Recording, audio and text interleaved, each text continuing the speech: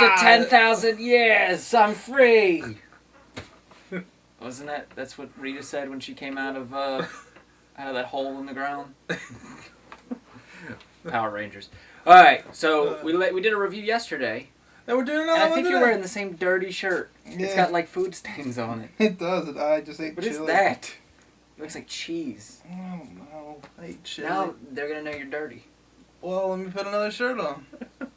So, Now I'm self-conscious about my dirty shirt. well, you're gonna be self-conscious about it the entire time. One day, It's probably that fucking syrup I had. syrup is Waffle- yellow. Waffles or something. Waffles? Were they liquid waffles? I don't know. I had eggs. Eggs. That could be it. So, yesterday we did a review for Contagium, Yes. and we're actually doing another review because today we went and saw One Day. One Day is directed by Lone Schifrig. Lone Schifrig.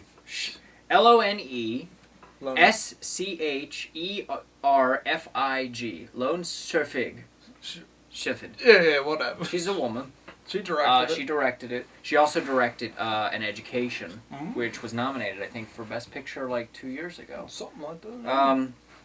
It's starring Anne Hathaway, Jim Sturgis. Jim Sturgis, Patricia Clarkson, Tom Mison. Meissen. But basically, I have been waiting for this movie for quite some time. The general plot of the film is it takes a look at a couple's relationship for over a 20-year span, always on the same day, every year for 20 years. So it's always on, in this case, July 15th. It starts in 1988 and goes up to what, like 2011? Right? Yeah. Okay. Yeah, sorry. So the basic general plot is, you know, the ups and downs of a relationship from introduction to The day they meet. to everything. Yeah. To everything. I don't want to give a whole lot away about this movie. Some of my favorite movies are, I hate to say I'm a romantic in some aspects, because some of my favorite films are unique love stories told with a unique twist or like style to the storytelling. Like Eternal Sunshine of the Spotless Mind, 500 Days of Summer, Time Traveler's Wife. And this looked like it was going to be a possible new favorite for me because, you know, I think it's an interesting concept. It is, if it's done right. And it wasn't. Yes, well, we'll get to why we didn't like it. I guess now you started it, we're just going to jump right into why we didn't like it. Well, it wasn't good. There's the reason why.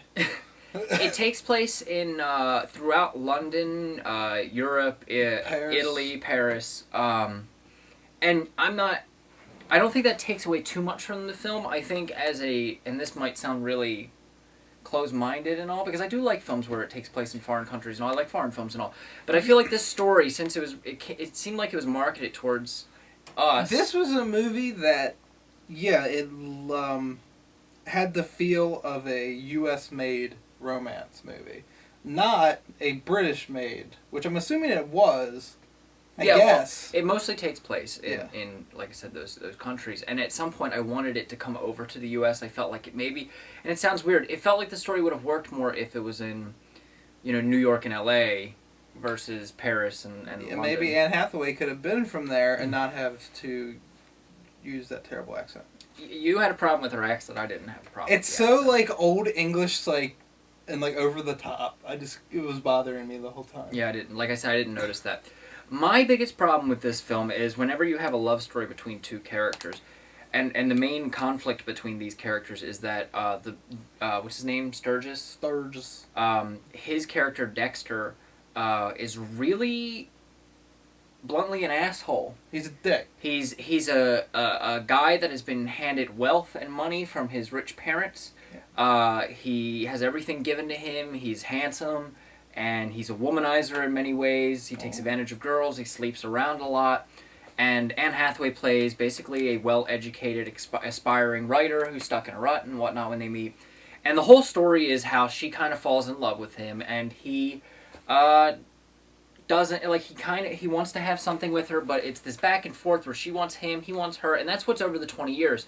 And I would have no problem with that if he wasn't such a dick, it's hard to watch a movie and want a couple to get together and watch them over a 20-year period when, if the inevitability of them getting together, you know, you don't want them to get together because he used her and abused her so much. Yeah, I mean, it gets to a point where he kind of stops being a dick, but it's already just like, all right, well, that just went on for more than half trust the movie. Me more than anyone right he's now. A dick. Me more than anyone right now would say that guys make mistakes in relationships, and they deserve second chances and all. Not like 10. But not like 10, and not over a span of like 15, 20 years. Yeah. This guy was just a jerk, you know? And I felt awkward, and I didn't root for it, and I don't know. Wow. And another problem with the storytelling method, which I thought would be awesome or interesting or good, was going in on the same exact day every year, like an anniversary date that's not an anniversary.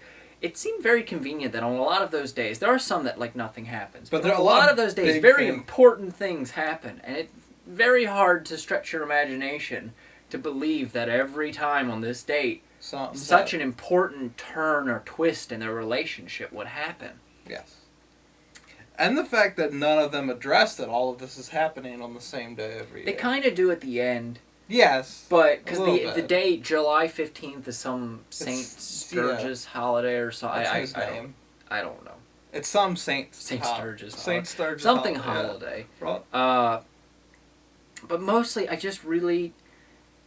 And the end of the movie, we're not going to spoil the ending, but it's another one of those situations where I am very disappointed sometimes in how much I know movies. Because you can watch this movie coming. And guess everything that's going to happen before it happens if you see a lot of movies. Even if you don't see a lot of movies. No, I think you really, like, half the audience were like, and I was just like, That's true. I turned to you and I was like, oh, it's going to happen. And we're just like, yeah. And then it happened, we're just like, all right. And then where the movie feels like it should end, then it goes on for another 20 minutes. And it's just hard. It was a very slow film. And like I said, I was really looking forward to this film. I wanted to take another friend of mine. I felt weird going with you in the respect that when we were walking into the theater, you said you felt like everybody was looking at us like we were a gay couple seeing a romance movie. And I was like, I don't know if homosexual males go to heterosexual love stories. I guess they do. But there's not too many homosexual love stories in the movies. No, I guess not. Brokeback Mountain. That's like the one. That's Party Monster? Wasn't that a... That wasn't really a romance. Scott Pilgrim versus the World. There's a love story. Okay, right. you can say that if you want. But overall, I was just I'm glad I didn't take who I wanted to take to this movie. Yeah. Because it wasn't a good love story. It was about an asshole who took for granted someone for 20 years and then... And her, for some reason, just sticks around. And I also felt bad for, like, during the story, this isn't ruining too much, there's, they get in other relationships and stuff. And the other guy she gets in the relationship. And the other guy she gets in a relationship with, she's kind of horrible to him because she's hung up over, and it was very frustrating to watch. And another problem is that, being that they jump in only on one day, there are small, like, there's a lot of plot holes, or not plot holes, but I guess, like, where the whole movie's only focusing on their relationship. Things in their lives are changing dramatically, because that's what happens in life over the span of a year. But you're only seeing the one day's worth of what's happening. And you're like, wait a minute, how did this happen? What the...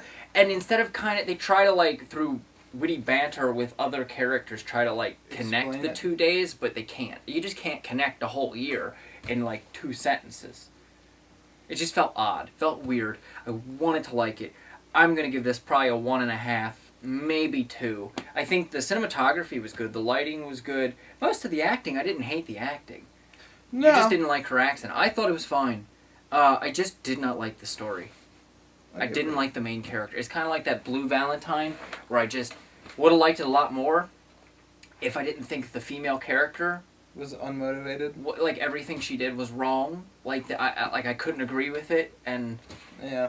It's hard to sympathize with a relationship story where you hate one of the characters. But, like, that's a comparison I'm not willing to even... Well, you didn't like Blue and Valentine at first. I like Blue Valentine. No, we both didn't. I remember we both did not like it, and then it grew on us the more we thought about it. We didn't hate it when we... Yeah, we did. We were like, we did not like it because everything... We felt bad. We felt like the whole story was pointless. I felt bad, but I didn't think it was a bad movie. Well, okay. I don't think we walked out of that I saying... beg to differ, but either way, I give it about a 1.5 to 2. I'll give it a 1. A 1? A 1. Alright. For one day. It did feel like we were watching a one Lifetime star. movie. It was not like... It was not good. It was like a chick flick. Which, I mean, it's advertised to be a chick flick, but like Eternal Sunshine, 500 Days of Summer and all, like, a lot of... That spans a large audience. This is just for chicks.